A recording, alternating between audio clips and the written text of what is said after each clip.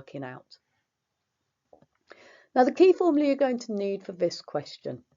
You need to know the formula for the volume of a prism. Here is my prism. So it says it is the area of the cross section times the length. Now this cross section is the area of the shape on the end. So in this case here is going to be the area of the triangle times by the length of the triangle. So specifically for R1, the volume of the triangular prism is going to be the area of the triangle, which is a half the base times the height, times by the length of the shape. So here's my length, my base, and my height. You can see I'm just highlighting for you to help you. And then we've got to work out the volume of a cube. Now we know a cube is basically a square, which is 3D, and all the sides on the cube are exactly the same length. So if this is L, the side is L, the other side is L, this side is L, all of the sides on this shape are all going to be L. So the volume is L cubed.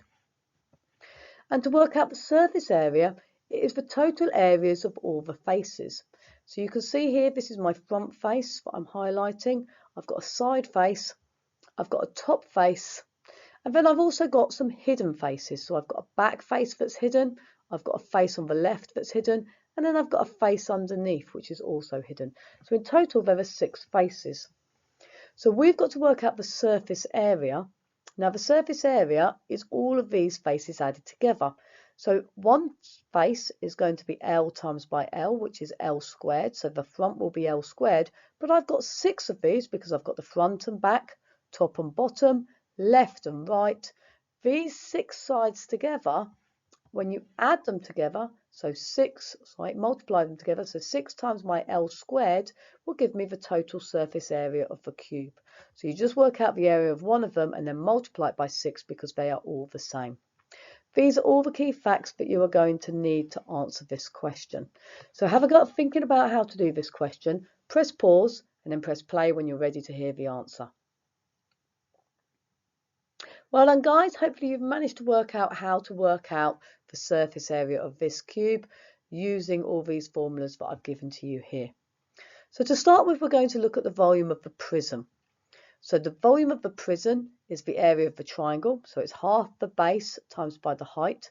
Now we are allowed a calculator for this question, but you can see it's half of 16, which is 8, times by 12, and then you're going to multiply that answer by 18.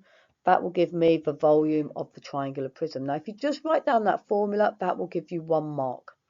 So I said you're allowed a calculator on here, so you can type in a half times 16 times 12 times 18, or you can type in 0.5 if you prefer, rather than writing and using the fraction button and typing in the half. Press equals and you'll get 1728 for 1 mark. So we've got 2 marks so far just for working out the volume of this prism. From here, we're told that this volume is equal to the volume of the cube. So we know the volume of the triangular prism equals the volume of the cube. And we know the volume of a triangular prism is 1728. We know the volume of a cube is up here, L cubed. So 1728 is going to equal L cubed. Now we've got to work out L. So the opposite to cubing is cube root. So the cube root of 1728 will give you your 3rd mark. Now if you cube root this number on your calculator, you will find that you get the answer of 12, which is your 4th mark, which means that one of these sides of this cube is going to be 12. So every side on this cube is going to be a length of 12, and your 4th mark is for writing down the number 12. From here, we've got to look at the total surface area. So we can see the formula for the total surface area is going to be 6 times by my L squared, where L is going to be 12. So we've just got to work out 6 times by 12 squared. And again, you will type that in your calculator. Writing it down gives you your 5th mark. Typing it in and writing down the answer it gives you is 864, which is your 6th mark.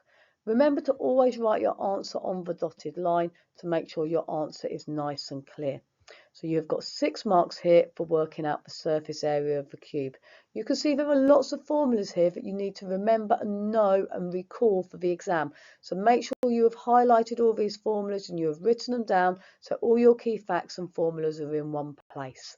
So make sure your work is nice and clear. The mark scheme on this question shows there are 6 marks.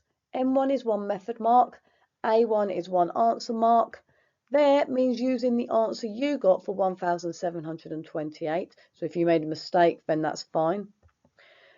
If you got no marks, 1 mark or 2 marks earlier on, you can get a maximum of 3 marks for getting 864. So getting the final answer with no or insufficient working. So if you didn't get any marks for any method marks, then you could still get an answer mark, 3 answer marks out of the 6 marks for getting the correct answer. If you got any of these values here that you can see that I'm highlighting at the minute, you would have got 2 marks with no working or insufficient working. And the last one, for 1 mark, if you wrote 1728 or the cube root of 3456 or 15.1 with no or incorrect working, that will give you your 1 mark for just writing down those values. But make sure you must show you're working out. The mark scheme clearly says it's the answer 864 with correct working. If you found this video useful, please share, like and subscribe so we can all get great at maths. Remember to comment below to let me know what you want to see next.